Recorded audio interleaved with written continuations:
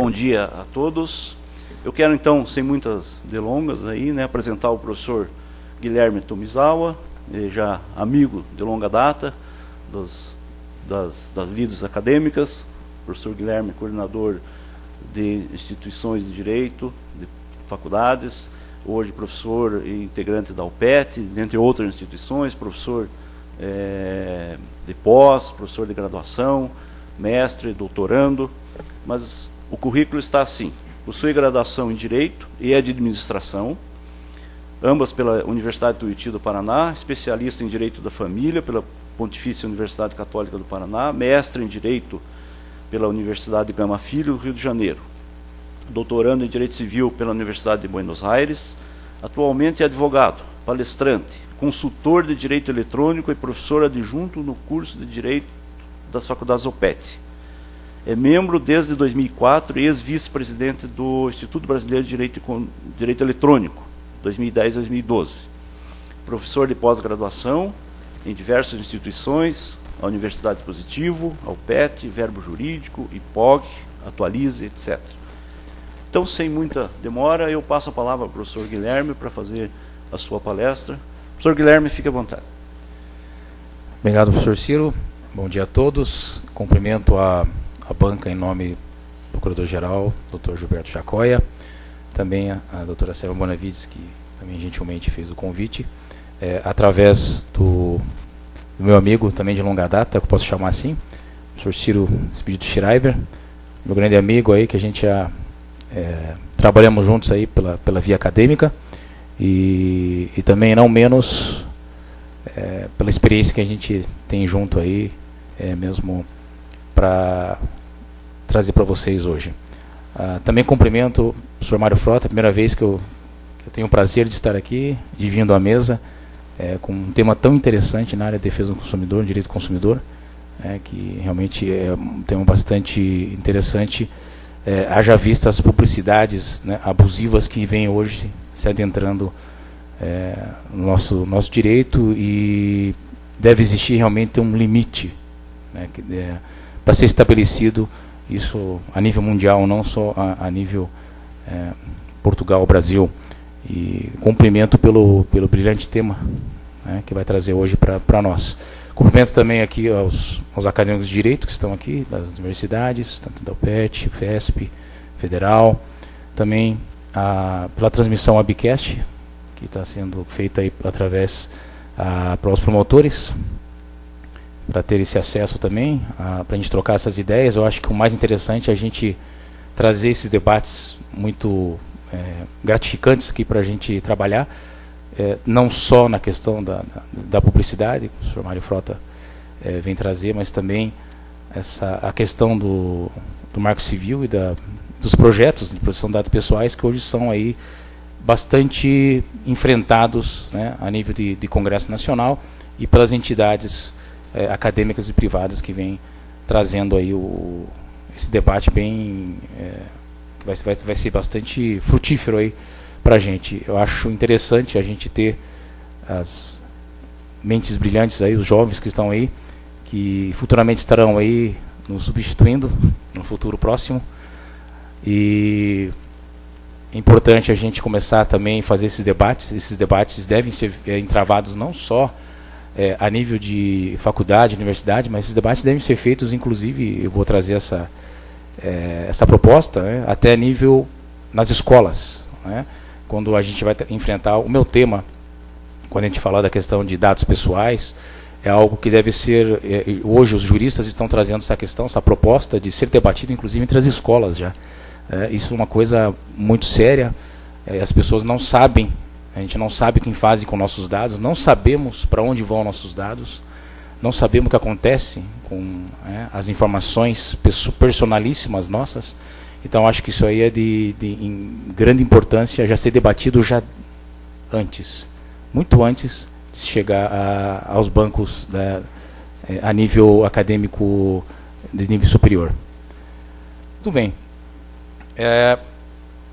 O tema de hoje já vem com a questão do Marco Civil. Logicamente que o Marco Civil, eu vou falar de uma questão muito de en passant, muito rápida, porque o interessante mesmo é a gente trazer essa questão da privacidade junto com a questão dos dados pessoais, a proteção dos dados pessoais, que está sendo aí discutido muito atualmente.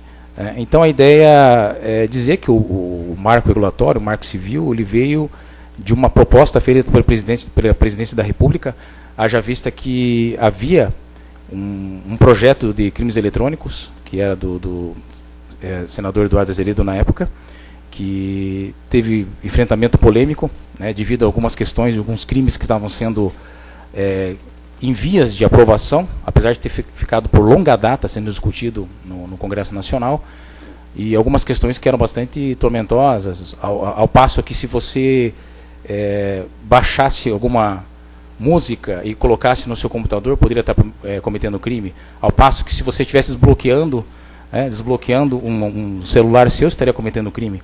Ao passo que se você tivesse imagens, fotos de um sobrinho seu, de seu filho, ao qual você podia estar dando banho neles, e tivesse no seu HD, você poderia estar sendo, aí sendo acusado de um crime de pedofilia.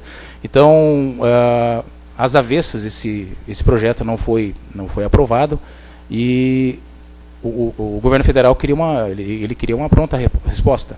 E a pronta resposta foi realmente o marco regulatório, que veio ser uma espécie de Constituição que vai tratar com direitos, deveres e princípios, né, e garantias, que veio ao Brasil a somar com a nossa Constituição Federal. E esse projeto realmente teve uma grande importância, porque ele veio regular todas as questões dentro da internet. Logicamente com bastante críticas, né? Acho que toda lei, todo projeto de lei tem críticas, e isso, na verdade, só vem a somar, haja vista que já existem diversos projetos de lei, né, para fazer alterações ao Marco Civil, né, a Lei 12.965 de 2014. Muito bem. Eu lanço um desafio aqui para a plateia, e eu acho que privacidade não existe mais. Acho que podemos declarar aí oficialmente a morte da privacidade. É um direito totalmente em extinção. É quase raro falar em privacidade. Eu gostaria muito de parafrasear um amigo meu, professor Amário Moraes Silva Neto, com uma frase que a gente partilhou na OAB, e eu achei brilhante o que ele falou, que ele dizia que hoje todo mundo busca 15 minutos de fama, então hoje eu quero meus 15 minutos de privacidade. Então, na verdade, se torna um produto cada vez mais escasso e raro. Privacidade não existe mais, ainda mais numa sociedade que nós vivemos hoje, uma sociedade consumerista, exibicionista e voyeurista, diga-se de passagem. As pessoas estão cada vez mais, elas não aquela velha questão, não devo nada a ninguém, eu não tenho nada a esconder, e por isso se exibe, né? Então há uma verdadeira exposição, né, das informações, dos seus dados. A pessoa vai em rede social, publica fotos, publica as imagens, publica dados personalíssimos, dá o seu nome completo com telefone, põe endereço da residência, nome da empresa, telefone, e exibe os dados com uma perfeita naturalidade, como se isso fosse algo muito tranquilo. E isso me preocupa muito, porque as pessoas não verificam que os nossos direitos da personalidade estão aí sendo constantemente violados. Ainda mais agora que a gente está aí vivendo em tempos do Big Data, né, que este fenômeno das informações que estão aí transitando globalmente, a nível global. Então, há uma preocupação maior, porque os dados estão sendo expostos de uma forma global, mundial, ainda mais com o advento agora da internet das coisas, que também é um tema bem interessante. A gente vê aí milhões, para não dizer, para até 2025, salvo engano meu, vão ter aí bilhões, né, de objetos, computadores, sistemas, redes, todos interligados a sensores. Isso é uma preocupação muito grande, porque os carros, as máquinas, os computadores, as casas, tudo vai estar ligado, conectado a uma tecnologia, às vezes sem fio, wireless, ou outros tipos de tecnologias que estão disponibilizadas no nosso mundo, e as pessoas não se dão conta das informações que estão transitando dentro de todo esse meio. Então a gente vai ficando cada vez mais preocupado, ainda mais quando a gente entra em sistemas que a gente chama de sistemas anônimos, como o Tor, o sistema Tor também, que é uma preocupação nossa agora, porque os crimes acabam sendo praticados ainda em maior, em larga escala, exatamente, ainda mais aí com o advento aí da Deep Web. Deep Web também, a gente está trazendo bastante informatiquês, o juratiquês aqui, pessoal, mas não, fiquem tranquilos aí, a gente vai ao longo, isso aqui na verdade vai ser um bate-papo com vocês, a ideia não é trazer termos técnicos aqui, jurídicos, ainda mais informáticos, que a gente sabe que vai ficando cada vez mais complexo entender, mas a ideia é adentrar vocês, pelo menos, nesses novos meios que estão trazendo, que o direito e as ciências tecnológicas venham trazer. Então, a Deep Web também acabou virando um meio para práticas de crimes, das mais variadas espécies, porque é como se fosse uma internet invisível, onde os mecanismos de busca tradicionais não conseguem rastreá-los. Então, a prática de crimes que já eram realizadas em Internet Relay Chat, naquelas redes muito anteriores, com muito mais crimes que eram praticados dentro desse meio. Mas, quando eu estava falando que nós vivemos uma sociedade exibicionista, a verdade é essa. Hoje, na verdade, as pessoas estão cada vez mais invadindo a sua privacidade. Ela cada vez mais abre mão da privacidade. Então, hoje nós estamos falando de uma verdadeira evasão de privacidade, que é o oposto, hoje, do que acontece. As pessoas não têm mais medo dos seus dados. Mas a questão não é os dados, os direitos que você tem dentro de qualquer meio, seja virtual ou não. A questão é que a gente tem que estabelecer limites para isso. Esses limites são garantidos pela nossa Constituição Federal. Vemos aí nas comunicações, por exemplo, para vocês terem uma ideia, isso foi um dado que eu vi numa palestra do professor Ives Ganda Martins, em 2010, 409 mil interceptações telefônicas foram autorizadas naquele ano. Sem contar as autorizações não... sem contar as interceptações não autorizadas judicialmente, feito por arapongas, que a gente chama. Então, isso é um dado preocupante. A gente vê aí a nível internacional, e vai ser falado nisso, porque quando a gente fala de transferência de dados, a nível internacional, tem justamente esse questionamento. A gente vê aí alguns sistemas de espionagem a nível internacional que já são conhecidos, como o Echelon e o Carnívoro. São sistemas que são totalmente já, o Infopol, o Matrix e diversos outros sistemas de espionagem que fazem a tramitação fazem lá a interceptação nossa de dados via telefone, via e-mails, todos os meios possíveis, via telefone, enfim, celulares, todos os gadgets eletrônicos que nós temos aí hoje são interceptados. A questão é que nós não sabemos. O próprio presidente norte-americano na época, Bush, havia confessado realmente a existência do sistema Echelon, das antenas Echelon. E isso é uma coisa muito preocupante, ainda mais que foi aí o que aconteceu aí com o dado que todo mundo sabe, com as notícias que vieram à mídia com o Edward Snowden, ex-agente da CIA, que foi um verdadeiro marco para nós aí, para a discussão, e abriu essa discussão aqui da questão da proteção de dados pessoais no Brasil. Já que aqui no Brasil a questão dos dados pessoais é extremamente defasada. Se a gente for comparar com os Estados Unidos, se a gente for comparar com Portugal, a comunidade europeia está há 100 anos-luz na nossa frente. Já discutiam há décadas a questão de proteção de dados pessoais. Vimos aqui aqui no Mercosul, o Brasil é o único país do Mercosul que não está ainda com uma lei de proteção de dados pessoais. Isso é uma coisa muito séria. O Brasil realmente está muito atrás nessa discussão. Nós temos, na verdade, algumas leis no nosso país, mas é uma verdadeira colcha de retalhos que nós temos. Nós temos a Constituição Federal de 88, nós temos o Código Civil no artigo 21, a Constituição Federal no artigo 5º, inciso 10, fala da proteção da imagem, vida privada, da vida privada, da intimidade, da imagem e da honra, mas não traz em seu bojo uma questão, um questionamento sobre a questão de proteção de dados pessoais, mesmo de fato. Então, há um verdadeiro atraso legislativo nesse sentido.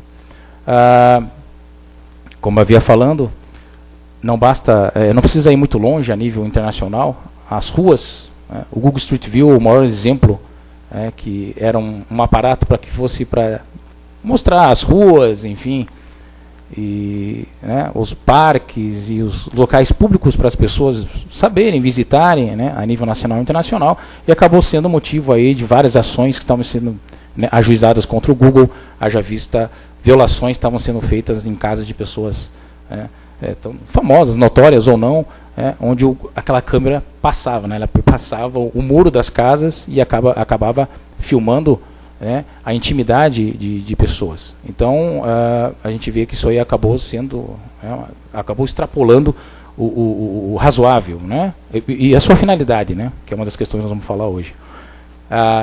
Os prédios, nós vamos lá, entramos num prédio comercial, batem a nossa foto e não sabemos aonde vai parar essa foto, até quanto tempo ela vai ficar registrada, qual vai ser o destinatário dela. Então a gente vê que os nossos dados hoje não sabemos de fato o que vai acontecer com eles. Fichário de cadastro de internet, se a gente for olhar isso também é uma questão muito complicada. Nós vamos lá, entramos no site, cadastramos, fazemos uma compra via web, fazemos lá preenchemos um fichário e também de fato não sabemos quanto tempo esse dado vai ficar, aonde ele vai, se ele vai ficar dentro do banco de dados, quanto tempo, qual vai ser o destinatário dele, qual vai ser o seu fim, qual vai ser o seu uso. Não sabemos também. A privacidade virou moeda de troca. Hoje nós temos aí uma nova terminologia, os data brokers. Os data brokers são aí as pessoas que estão realmente comercializando e tendo aí lucros e rendimentos com os dados nossos. Nossos dados personalíssimos estão sendo comercializados. E isso é uma questão realmente que é bastante preocupante, que a gente vai analisar. Então, como eu disse aí, o Edward Snowden foi um fator preponderante para nós, para a gente começar a iniciar a discussão muito atrasada sobre a proteção de dados pessoais no nosso país. Já existe, salvo engano meu, acho que esse dado está defasado, já devemos estar chegando a 110 legislações sobre proteção de dados pessoais a nível global. O Brasil não está inserida, infelizmente, nesse contexto, e aproximadamente 90 e poucos possuem um órgão público para a função. As agências reguladoras, que vão trazer aí realmente uma forma de controle, de gestão, para que sejam cumpridas essas leis. Não adianta você criar uma lei. Nós temos que criar leis que vão ser devidamente cumpridas. Aí nós vamos ter que trabalhar um modelo melhor de gestão. Se é um modelo que vai ser um modelo autorregulatório, se vai ser um modelo que vai ser de corregulação, como vai ser isso? As entidades privadas, junto com as empresas, vão ter que buscar a chancela, e buscar a autorização do Estado, ou as empresas de forma autônoma vão lá e fazem a sua regulação. Nós temos um modelo norte-americano que é baseado na Federal Trade Commission, que é a Federação do Comércio norte-americana, que tem um modelo setorial. Nós vamos trabalhar de que forma aqui no Brasil? O Brasil nós estamos visualizando um sistema chamado multissetorial, que é uma questão mais interessante. A gente não fica somente adstrito, preso num formato. Então, como havia dizendo, nós temos leis indiretas e esparsas, extravagantes no nosso país, a Constituição Federal, o artigo 5º, inciso 10, traz os vocábulos de intimidade e vida privada. Vejam que interessante, não existia a palavra privacidade ainda. A privacidade, na verdade, é um termo novo, ela foi inserida no dicionário em 1990, mais ou menos. O termo privacidade não existia, no nosso vocabulário. Então, salvo engano meu, acho que, pelo menos é um dado que a gente vem aí pesquisando. E o inciso 12, também, do artigo 5º da Constituição Federal, ele traz a questão da inviolabilidade do sigilo de dados. Só que aí A gente tem que abrir um parênteses. Ele fala da questão da transferência, né? Ele fala da questão dos dados que entram em tráfico, mas não fala da proteção do dado especificamente. Então é uma questão que a gente tem que tomar um certo cuidado. Proteção do dado específico não existe realmente de fato. O Código Civil, a Lei 12.414 de 2011 também trata sobre banco de dados para fins comerciais. E aqui a gente vai vir uma das primeiras legislações que começa a tratar da questão do... Primeiras não, né? Nós temos o Código de Defesa do Consumidor, que foi a primeira. Mas fala da questão do mediante consentimento ali, né? Veja só que interessante. Abertura do cadastro requer autorização prévia do potencial cadastrado mediante consentimento. Por meio de assinatura e instrumento específico ou cláusula apartada. Como é que vai ser o consentimento hoje? Pela internet. Basta um clique? Basta um opt-in? Basta aceitação? Simples, pura de você entrar num site? Então você está consentindo já. Você está autorizando a coleta dos dados. É uma questão séria. E eu acho que isso aí também a gente tem que se preocupar um pouco, porque há como controlar a coleta de dados? Eu acho que hoje a gente, né, não tem esse controle. Como é que nós vamos fazer o controle da coleta de dados? Os dados são coletados constantemente através de softwares espiões, robôs, através de... Vocês devem ter ouvido falar dos cookies, né, que são aqueles programinhas que são inseridos em disco rígido, que eles vão traçar todo o nosso perfil consumerista, né? Eles ficam no nosso HD e você se espanta quando você entra, né, no seu e-mail e você acabou de visitar um site, por exemplo, eu gosto de vinho, né? E daí eu vou lá, vou buscar vinho e passado 1 minuto eu entro no meu e-mail, eu estou recebendo propaganda sobre vinhos, da marca que eu gosto, né, do tipo de vinho que eu gosto. Como que eles fazem isso? São os cookies. Que é uma forma de controlar nossos dados. E eles traçam o nosso perfil consumerista. E essa é uma questão muito séria. Não temos legislação no nosso país sobre isso. Há uma ausência de legislação e isso também me preocupa bastante.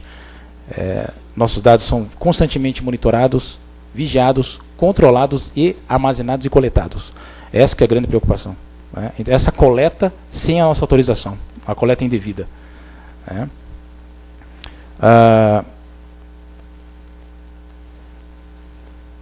O Código de Defesa do Consumidor, né? Então, na verdade, vamos dizer que foi o nosso marco de leis aqui no nosso país, que trouxe a primeira legislação no nosso país que traz a questão de banco de dados, né? Que traz a questão do consumidor ter, né, acesso a registros de dados pessoais. Então, isso aí realmente, para nós, foi uma grande vitória. E o parágrafo 1º fala, né, dos cadastros de consumidores, que devem ser claros, objetivos, verdadeiros, em linguagem fácil, e isso, os projetos de lei de proteção de dados pessoais também trazem isso em seu bojo, né? E mais importante que isso que eu faço até também uma menção ao livro do professor Amaro Moraes. Ele fala da questão dos spams, né? E justamente essa questão, abertura de cadastro, registro de dados pessoais, de consumo, deverá ser comunicado por escrito ao consumidor quando não solicitada por ele. E aqui a gente faz a menção ao spam, né? O spam são aqueles e-mails indesejados que a gente recebe na caixa postal, né? Que pode ser capturado até por um cookie, né? E a gente tem esse grande receio. Então, o Código de Defesa do Consumidor, aí, de forma brilhante, já havia vislumbrado, né, esta possibilidade aí, e eu vejo vários projetos de lei no Congresso Nacional sobre spams que, para mim, no meu entender, são desnecessários. Não haveria, porque eu acho que o artigo 43, parágrafo 2º do CDC já é autossuficiente já, para a gente fazer mostrar essa violação que existe com relação aos nossos dados, e aos e-mails que são enviados sem a nossa autorização. A Lei Complementar 105 de 2001 também, que traz a questão do sigilo bancário, né? Já dizia também aí a questão do revelação de informações, né, com consentimento expresso dos interessados, né? Então, vinha a discussão de novo, né, o que é o consentimento, né? De que forma deve se dar esse consentimento? O habeas data, aqui no Brasil, é uma lei de 97, e esta lei, ela só tem um problema, né, porque ela vai ter acesso a bancos de dados e informações de caráter público. Ou seja, se você for buscar um banco de dados na esfera privada, você não vai ter acesso. Então, esse já seria um grande problema, né? Então, isso aí não foi vislumbrado pela lei do habeas data, por ser um rito constitucional, né, por trazer essas defesas a garantias constitucionais, né, a esfera privada estaria totalmente indefesa. A lei das telecomunicações também já trazia algumas questões sobre divulgação de informações, né, inviolabilidade de comunicação, informação adequada e clara e precisa, prévio conhecimento, né, respeito da privacidade para os cidadãos. E por fim, o Marco Civil da Internet, que traz aí alguns dispositivos que tratam especificamente da questão principiológica, né, da proteção da privacidade, e o inciso 3, que faz a conexão com os projetos de lei de dados pessoais. Proteção dos dados pessoais na forma da lei, né? Então, na verdade, ele só faz a menção. Nós não temos, na verdade, uma lei específica, né? É lógico que seria muito ingênuo a gente falar, pessoal, isso seria uma falácia dizer que o Brasil não tem proteção de dados pessoais. Nós acabamos de ver com todo esse ordenamento que a gente trouxe aqui, que o Brasil tem sim proteção de dados pessoais, mas não da forma tão acurada, tão específica como vem nos projetos hoje, que estão sendo discutidos hoje pelo governo, pelo Ministério da Justiça e pelo Congresso Nacional. Então nós temos ali o artigo 7º, que traz aí algumas proteções sobre a intimidade, a vida privada. De novo, não traz o vocábulo privacidade.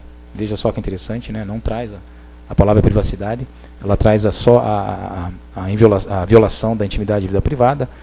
Fala da questão do não fornecimento a terceiro de dados pessoais, que já começa a abrir um caminho para os projetos de dados pessoais, que só poderão ser utilizados para fins que justifiquem sua coleta. E aí vem um parênteses que a gente abre, porque os princípios da adequação, da necessidade e da proporcionalidade, devem ser respeitados. São os princípios que estão no bojo dos projetos de dados pessoais, dos projetos que vão proteger os dados pessoais dos cidadãos. E fala da questão da coleta, que é uma questão que eu acho meio complexa. Eu não sei se a gente teria que trabalhar com um enforcement maior, A gente teria que trabalhar aí com standards maiores, aí com código de condutas, para que as empresas privadas pratiquem.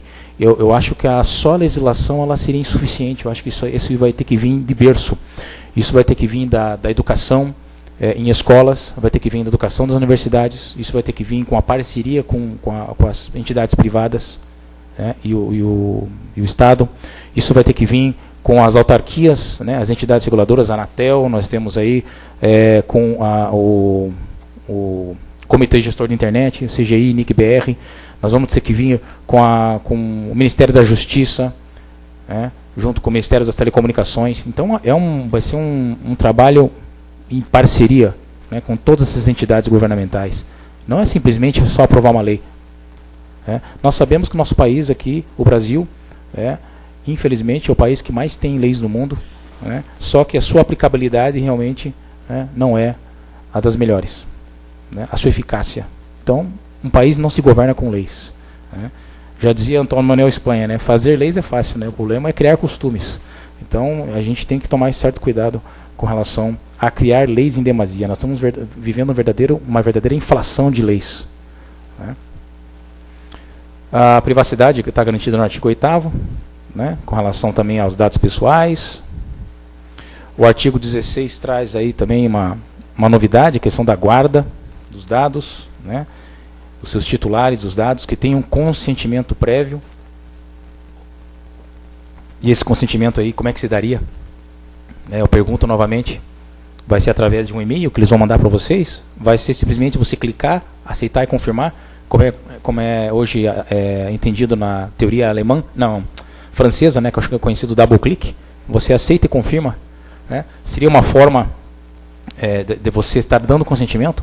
Será que as pessoas teriam paciência hoje de aceitar e confirmar toda hora e abrir mão, sendo que são sabedoras disso, A partir do momento que você aceita, confirma, você está abrindo mão da sua privacidade, você está dando autorização, você está dando o consentimento e você está dando autorização para a coleta de dados. Será que estamos preparados para isso? Será que a sociedade está preparada para isso? Nós temos aqui, então, historicamente falando, alguns anteprojetos, o anteprojeto do Ministério da Justiça, que veio sua primeira versão em 2010, para 2011, abriram os primeiros debates públicos sobre essa questão. Depois, agora em 2015, agora, salvo engano, em agosto, foi discutido novamente um novo debate com a nova versão do anteprojeto já reformado. Antigamente eles falavam em autoridade de garantia, né? Hoje nós estamos falando em órgão público, né? Então tem alterado alguns vocábulos. Uma questão de nomenclatura simplesmente, né? Mas o significado é o mesmo. O PL 4060 de 2012 foi severamente criticado. Ele trazia em seu bojo, por exemplo, um dispositivo que dizia que nós, titulares de dados, seríamos responsáveis pelo vazamento de banco de dados. Mas como? Se não temos nenhum não sabemos nem da existência do banco de dados, como poderíamos ser responsabilizados pelos seus vazamentos? Quer dizer, é uma questão muito complicada. Então esse PL foi bastante pontual nesse sentido, bastante permissivo, e a gente trouxe de severas considerações com relação a ele. Temos o PLS 181 de 2014, que é o mais interessante, que vinha sendo discutido. O 131, que foi apelidado pelo CPI da espionagem. Haja visto os ataques que nós sofremos aí, não só nós, mas também México, né, e também a Alemanha, foram vítimas, né, desses controles de espionagem feitos pelo governo norte-americano, sem autorização. E aí o substitutivo, né, o 330, que vem aí a ser pensado por todos os outros projetos de lei. Haja vista que isso é uma questão regimental, né, eles devem tramitar todos juntos, inclusive os anteprojetos. Aqui, um site aqui para vocês. Vocês devem ter visto notícias sobre o Tudo Sobre Todos, né, que foi uma das maiores descobertas, infelizmente, que aconteceu aí. E esse site fazia realmente a coleta de informações, e fazia a comercialização dos nossos dados. Chegavam lá e todos os dados que eles quisessem sobre sua pessoa, nome completo, endereço, telefone, nome dos vizinhos, dados personalíssimos, e estavam todos aí à disposição de um simples clique. Você chegava lá e pagava e podia obter os dados. Logicamente, ainda bem que foi em Natal, acho que foi em Natal, né, professor, que o Ministério Público Federal entrou com uma ação civil pública, felizmente, uma liminar, contra a empresa que tem divulgado esse site. Só que a questão é muito mais complicada, né, porque a sede dela fica na República de Seychelles, o domínio na Suécia, o IP fica na França.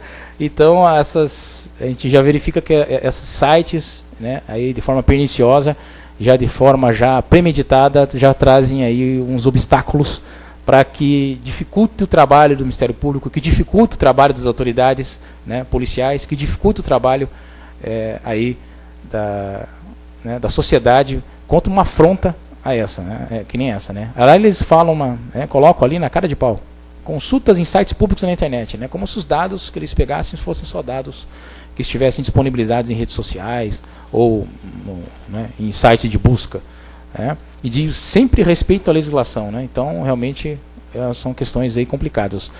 Tivemos notícia também do cartório virtual, e felizmente o Ministério Público de São Paulo também teve que ajuizar aí medidas para solicitar a suspensão do site e a busca de apreensão de provas.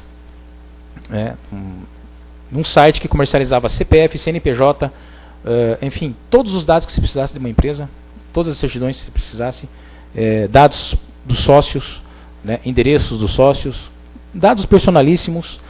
Pior, pessoal, vocês estão olhando ali, duração, ligações telefônicas, duração das ligações, data da chamada, número do destino, né, que é a chamada de bilhetagem nessa prática, bens, pessoas e até conversas do WhatsApp. Quer dizer, existe liberdade, existe privacidade, né? Fica aí, né, novamente o questionamento. Esse é um novo site também chamado Indexios, né, que a gente também está sendo exposto novamente. Esse site localiza telefones, endereços completos, e-mails em listas de spams. Quer dizer, você vai descobrir aonde os seus dados estão, as listas de spams, né? Números de IP, senhas, etc. Então, pessoal, vão hoje, em casa, né, já vão lá entrar no site, www.indexus.com, e digite lá o seu telefone, o seu nome completo, né, e você vai se espantar com as coisas que você vai encontrar aí, tá, dentro dos sites. Então hoje realmente a coisa está aí escancarada. Nós temos sites de forma gratuita e de forma paga para conseguir os nossos dados, né? Privacidade realmente não existe mais. E nós temos então aqui os dados. Alguma conceituação? Só não sei como é que está meu tempo. Tem tempinho ainda? Ok. Tá. Então nós temos aí algumas definições, né? Dado pessoal, o que seria o dado pessoal? Seu nome, seu RG, seu CPF. O IP seria um dado? Então essa é uma discussão que está sendo trazida aí dentro das comunidades da academia, né? Os identificadores eletrônicos. O IP seria, o protocolo de internet seria um dado pessoal. O que fazer com os dados sensíveis? Os dados sensíveis a gente sabe que são aqueles dados ligados a questões ideológicas, né? De cunho religioso, sexual, de preferência sexual, política, que são dados que não deveriam estar disponíveis a banco de dados. É lógico que a lei tem, os projetos de lei trazem em seu bojo algumas exceções, né? Tá? Tendo a sua autorização do titular, né? Cumprimento de obrigações trabalhistas, né? Atividades sem fins lucrativos. Né? E a última definição, que é dados anônimos, né? Que é bastante discutível, aí os projetos de lei trazem se ele deveria ter ou não a proteção da lei. Né? Aí vem aquela questão, mas um dado anônimo é 100% anônimo? A gente entende que não. Né? Um dado não pode ser perfeitamente anônimo, tanto é que ele pode ser reidentificado até pelo cruzamento de banco de dados, até pela navegação, né, em mecanismos de busca. A gente sabe que um dado ele pode ser cruzado com outro, ele pode ser, né, tornar a pessoa perfeitamente reidentificável. Esse PL não trabalha com uma atividade jornalística nem para a questão de dados, né, de defesa nacional, segurança pública, né, que são aí de interesse do Estado. Nós temos aquela terminologia, né, que a gente fala, o juridiquês e o informatiquês, e a gente tem que não ficar se prender a isso, só temos que verificar que realmente há algumas terminologias para bloqueio, a suspensão que vai ser temporária ou permanente né, daquela pessoa que está utilizando indevidamente, né, os seus dados, o cancelamento, seria a eliminação dos dados, né, comunicar a um determinado número de pessoas, ou pelo verbo da difusão, que eles chamam, né, que é uma comunicação, dados sujeitos indeterminados, ou seja, para quem for, né, e o fenômeno da interconexão, que seria a transferência de dados de um banco de dados de um banco de dados A para um banco de dados B, né. A questão do consentimento, que a gente já estava falando, né, ele pode ser revogado a qualquer momento também, né. Os tratamentos de dados pessoais, né, que vão poder ser apagados, né, quando a sua finalidade for cessada, né, não haveria mais necessidade, né, tá. Aqui traz no artigo 17 dos projetos de lei a responsabilidade objetiva, que é bem interessante, né. Então eles falam da questão que não haveria necessidade de averiguar a culpa, tá, desde que fosse caracterizado aí o dano, né, e a nexo-causalidade. Uma notícia agora da Comissão de Proteção de Dados irlandês, no Wall Street Journal, né, trouxe agora, recentemente, foi agora, se não me engano, sexta-feira, que ia investigar a queixa feita ao Facebook, né, onde os dados dos irlandeses estavam sendo aí transferidos via banco de dados aos servidores norte-americanos, né. Então aí traz aí a questão da proteção do banco de dados, e não sei se vocês sabem, mas tudo que você apaga no Facebook, tudo que você deleta, você exclui, está no Facebook. Ele fica para sempre, de forma indeterminada. Você acha que apagou, você acha que deletou, você acha que excluiu. Todos os bancos de dados, todas as redes sociais guardam, armazenam, tá, teoricamente de forma perpétua. Aqui eu faço uma diferenciação entre os dois princípios, né, dos dois diplomas, sem querer me alongar muito, é uma questão meramente mais técnica, né. O princípio da finalidade, que é importantíssimo, aí, o acesso que você tem que ter, né, aos seus dados, a transparência, que isso já era dita já no Código de Defesa do Consumidor, a segurança também, isso já era, né, tipificado lá. No substitutivo traz alguns outros princípios, né, que acabam sendo quase iguais, semelhantes ao APL do Ministério da Justiça. Aqui vem uma questão interessantíssima, né? Polêmica. A necessidade da criação de um Conselho Nacional de Proteção de Dados Pessoais, né? Que eu acho que isso aí realmente vai ao encontro aos interesses do Brasil e do resto do mundo. Eu acho que isso aí é importantíssimo. Trabalhar com um conselho multissetorial, onde vai ter aí todos esses representantes de todas as entidades, né? Eu acho que isso aí é o caminho. Haja vista que o projeto de lei ele é amarrado, né? O projeto de lei, como é competência exclusiva do Poder Executivo, pelo artigo 61 da Constituição Federal, eles não podem criar, né, agências reguladoras. Isso está preso, isso amarra o legislador. Isso é função privativa do chefe do Executivo. Então nós vamos ter aí, né, que ter a chancela do Poder Executivo para a criação, né, de uma agência reguladora, né, de um órgão público que vá ser aí, esse órgão que vá fazer a fiscalização, o controle, né, das reclamações, né, e das sanções que vão ser aplicadas aos descumprimentos desses projetos de lei. Né. Aqui já foi falado as sanções, né, que está na própria lei. Se essa lei vai ser cumprida, é muito difícil dizer, né, pessoal? A gente vê que a sociedade ainda não tem esta maturidade. Nós que estamos do meio acadêmico, do meio jurídico, ainda estamos de forma incipiente, ainda nos adentrando a essa questão. Quem dirá a sociedade? Então, nós estamos preparados? Eu acho que não. Não estamos preparados para isso ainda. A lei é o mínimo que pode acontecer. Como disse, isso é um esforço conjunto que vai existir, né, entre a sociedade. Nós vamos ter aí que ter esses fóruns de discussão que nós temos aqui, e eu fiquei muito feliz daí do professor Ciro Schreiber ter feito esse convite para a gente tentar trazer, né, pelo menos trazer à luz algumas questões que são mais tormentosas dentro desse debate da privacidade e dos dados pessoais, porque deve existir também claro, a gente deve fomentar a economia. Claro que deve existir um equilíbrio de interesses, né? É lógico que a gente tem que proteger a nossa, né, estimular a nossa economia, mas acima de tudo proteger a nossa dignidade, né? Proteger a nossa liberdade e nossa privacidade. Eu acho que isso está acima até de interesses econômicos, e infelizmente os interesses econômicos estão prevalecendo em detrimento dos nossos direitos fundamentais. Então, chamar a sociedade para dialogar, o Estado, né, através da academia, nós temos aí a honra de estar com o senhor Mário Frota hoje, aí, que vai nos abrilhantar com sua palestra e trazer aí os conhecimentos, né, a nível não só de Portugal, mas da comunidade europeia. Isso realmente é uma troca de conhecimentos aí inestimável. Então isso aí realmente é muito salutar para nós. E para finalizar, a gente realmente tem que trabalhar essa regulação. Como é que ela vai funcionar? Né? Como eu já estava dizendo no início da palestra, Ministério da Justiça, Anatel, CGI, né, a criação dessa Comissão Nacional de Proteção de Dados Pessoais, né, junto com códigos de conduta, com acordos, com cooperação de acordos internacionais, né, com nossos países irmãos, né, empresas de telecomunicações agindo com empresas de vários setores multissetoriais. Só assim, dessa forma, com o amadurecimento da academia, com o amadurecimento de vocês aqui, dos estudantes, da sociedade como um todo, junto, né, com, a gente chama do literacy, privacy, né, que a gente tem que começar já a divulgar a questão da privacidade já nas escolas. Só assim que nós vamos ter um amadurecimento melhor para o debate.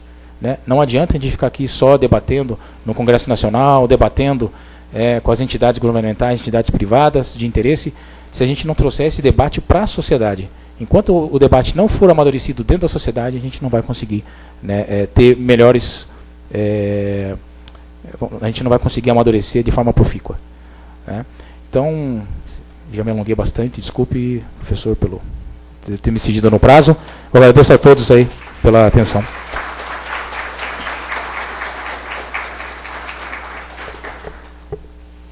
Muito obrigado, professor Guilherme, pela aula e pelo apanhado globalizado, digamos assim, da situação, que nem nós, no dia a dia, com tantos temas, podemos nos deleitar. Né, Então, eu confesso que, quando eu convidei, eu tinha segurança do que estava fazendo, e aqui ficou comprovado mesmo. E pode se preparar que o senhor vai ser convidado mais vezes aqui para nos ensinar aqui sobre essa área. Né? Eu acho que os alunos, todos que estão assistindo, puderam sentir e ter uma ideia da dimensão do problema, digamos assim. Quer dizer, a internet é a solução para tudo. né? Quer dizer, é um avanço tecnológico extremamente útil, mas nós temos que ter, né, quer dizer, há que se ter, né, um controle preciso disso. Eu já, quando o senhor falou do Dr. Amaro, né, eu recebi uma representação enquanto promotor de justiça, isso já tem mais de uns 12, 15 anos, né, que ele pediu que o Ministério Público do Paraná investigasse um banco de dados de dados eletrônicos, de e-mails, né, que estavam sendo comercializados. E eu concluí que não dava para fazer, porque esse banco de dados, na verdade, ele me representou 4 ou 5 e-mails que estavam sendo comercializados. Eu nem sei quantos existem, deve ser muito mais do que o número da população brasileira. Então não tínhamos como investigar isso. Mas me levou a estudar o tema na época, né, que estava ainda engatinhando, e eu escrevi uma tese para um congresso nosso no Ministério Público chamado Mailing Lists e Direito do Consumidor, que, como tudo está na internet, como disse o professor, né, está desde aquele tempo lá na internet e não saiu ainda. Se vocês quiserem pesquisar, é só jogar lá, Ciro, Mailing List e Direito do Consumidor, onde eu falava dos cookies, dos spams, né, e disse que, na época, era prática comercial abusiva vender esses dados sem o consentimento com base no Código do Consumidor. Então, nós vemos que a coisa é muito maior, né, do que isso. A questão do direito do esquecimento, nós estávamos falando com o professor Mário Frota agora há pouco, né, quer dizer, os nossos dados ficam perenemente registrados. Na época, eu já li alguma coisa de que todas as páginas, né, eu não sei dizer tecnicamente, né, todas as páginas que existem, elas ficam registradas eternamente, mesmo que você as delete. Então, um crime praticado há 30 anos, você pode ressuscitar e talvez até conseguir, pela internet, né, conseguir a autoria hoje, puxando esses dados. Eu li alguma coisa nesse sentido. Então, aí entra a questão do direito ao esquecimento, né, que deve também prevalecer como um direito fundamental, né, da privacidade. Então, eu quero agradecer mesmo a palestra do professor, dizer da excelência da palestra. Eu fiquei assim, tanto é que, sobre o horário, eu estava aqui absorto na palestra, nem sabia que horário que estava. Mas, enfim, eu quero então abrir a oportunidade das perguntas, porque o professor vai, lamentavelmente, precisar se ausentar. Eu prometo que nós vamos convidar, né, doutora Sâmia, o professor Guilherme aqui por mais vezes, quem sabe um tema bem específico, daí, né, para a gente evoluir.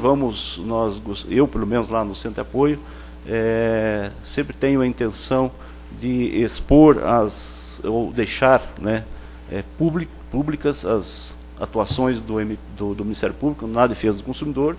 Sempre procuro trazer pessoas fora da instituição também, além dos colegas que são especialistas na área, né, porque tem que haver, como disse o professor, essa interação da sociedade, quer seja ela da sociedade acadêmica, né, com o Ministério Público, né, há sempre essa interação. Eu vou abrir então a perguntas, quem tiver perguntas em torno dos 5 minutos, e depois nós vamos passar para outra palestra. Cláudia. E também convido o Procurador de Justiça, Dr. Ciro Expedito Schreiber, a fazer entrega de uma carinhosa lembrança ao professor Guilherme Tomizawa, em nome do Ministério Público Paranaense.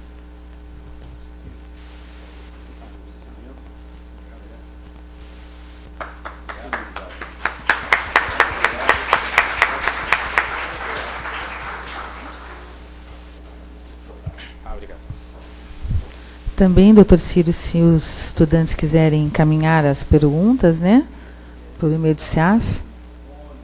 Está aqui, estamos à disposição aqui. Aliás, vamos aproveitar aqui a oportunidade de ouvir o professor Guilherme. Professor Guilherme, mesmo prazer estar aqui, obrigada pelo convite. Por gentileza, o senhor colocou, professor Guilherme, a questão justamente do consentimento. Mas no fato de uma aquisição, uma compra pela internet, que normalmente, ainda mais em situações que o frete é gratuito, que o custo é muito mais acessível, a tributação é menor, isso gera um estímulo para você adquirir o produto via web. E, obviamente, se você for fazer, se não for por boleto, cartão de crédito, coisa do gênero, é solicitado informações que são necessárias para gerar a aquisição. Qual seria o posicionamento correto, viável, possível, para nós, enquanto consumidores, sermos beneficiados com essa aquisição mais acessível, e não existir uma exposição, ou como o senhor colocou, que os dados são armazenados perenemente, existiria, claro, é a busca esse meio termo, mas existiria hoje, na nossa realidade, uma forma de agir, ou nós estamos de mãos atadas, não há o que se fazer, ou você paga mais caro em uma loja física, ou você não pode se beneficiar da internet, porque existe essa exposição. Qual seria a solução? Por favor, professor. O seu nome? Rosa Inês. Rosa, eu sou da FESP, professor. Obrigado pela pergunta, Rosa. Eu acho realmente muito difícil a gente se posicionar a respeito dessa questão, né? Logicamente, se você faz uma compra pela web, né, um comércio eletrônico, né, o e-commerce, logicamente que você vai ter que obrigar, né, a fornecer os dados até para a questão do correio, né, vai ter que ser direcionado, né, o produto, né, enfim, ou o serviço, não sei o que você está comercializando, né. Eu acho muito difícil ainda mais com uma ausência de lei. Eu acho que existem, né, as políticas de privacidade que tem no site, enfim, mas a partir do momento que você faz a compra, efetua a compra pela internet, eu acho muito difícil a gente fazer essa guarda, né, essa fiscalização do dado, né. Eu acho que você vai estar com certeza, o dado vai ser, você vai estar consentindo, né, a empresa dos seus dados, vai estar abrindo mão delas, e a coleta vai ser realmente feita. Realmente nós não temos uma forma ainda viável para se fiscalizar isso. Por isso que é importante a criação de uma Comissão Nacional de Proteção de Dados Pessoais, é importante ter agências reguladoras que vão fazer o controle, né, e fiscalizar as atividades que vão ser feitas aí dentro do comércio eletrônico. Eu ainda não vejo uma saída. Professor Mário Frota. Nós, na Europa, quer através da lei do comércio eletrónico em geral, quer através das leis de proteção de dados que decorrem de uma diretiva de 1995 já, tem 20 anos, a 95/46/CE, temos a possibilidade, desde logo, o spam é proibido, desde que se trate de consumidores singulares. Portanto, as comunicações eletrónicas não solicitadas são proibidas, passíveis de sanção, que pode oscilar entre a sanção meramente contra a ordem nacional, para nós, em Portugal, que é uma espécie de Ordnungswidrigkeit alemã, uma espécie de direito penal de segunda classe, sem penas detentivas ou privativas da liberdade, ou mesmo através de penas que relevam do direito criminal. E, além disso, ao formularmos uma qualquer encomenda por via do comércio eletrónico, nós podemos vedar a possibilidade de utilização futura dos dados, quer para aquela empresa, para a empresa contactada com a eventualidade de promover outros produtos e, por conseguinte, de se dirigir a nós utilizando aqueles dados, quer em relação à transação dos dados a outras entidades. Mas, como o professor Guilherme referiu, isto da law in books at law in action dista um abismo, não é? Da lei nos livros à lei em ação dista sempre um abismo. Nós vemos, por exemplo, que neste momento em Portugal uma empresa subsidiária de uma multinacional, a Euroconsumers S.A., e a empresa chama-se Deco Proteste Limitada, que é uma sucursal dessa multinacional, irmã gêmea da Proteste no Brasil, coleta dados, vende os dados à revelia dos interessados. E isso, inclusivamente, neste momento, a pretexto de que vão ajudar os consumidores, porque aquilo não é uma associação de consumidores, é uma empresa. Vão ajudar os consumidores a reaver as calções dos serviços públicos essenciais, estão fazendo publicidade paga na televisão para coletar os dados e depois para os utilizar a seu bel talante, isto é, para num marketing direto agressivo conseguir mais assinantes das revistas que promovem e põem em circulação e para fraudar o próprio consumidor. Isto, nós vivemos numa sociedade muito difícil. O mundo não é pacífico. É isso. Na área, né, comercial, no mercado, a coleta, ela infinitamente, os meios são infinitos, né, de coleta de dados. Eu, professor Fábio, vou ser avô daqui uns dias, né? E daí a minha esposa esses dias viu lá no site de um determinado banco uma sessão de livros infantis, que ela já está se preparando, né, para a neta, livros infantis, gratuitamente. Mas para você ter o livro, o banco remeteria, como remeteu, né, ela colocou os dados, o telefone, etc, para o banco e, em contrapartida, recebeu os livros. Com certeza, então, os dados dela já estão lá, possivelmente vai vir spam, né, e tudo mais lá para ela abrir uma conta no banco, etc. Então, só para exemplificar, né, a forma de coleta de dados. Alguém mais, por favor, queira perguntar ao professor Guilherme?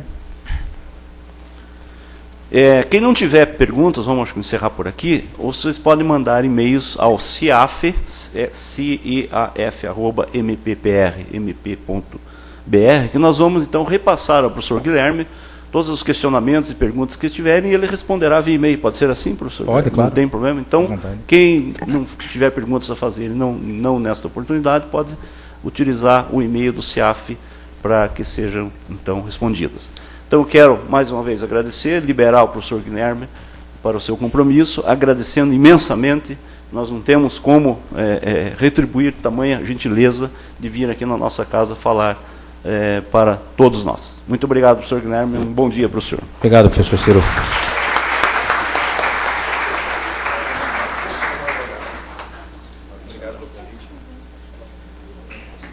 Você vai falar da tribuna? Como chama?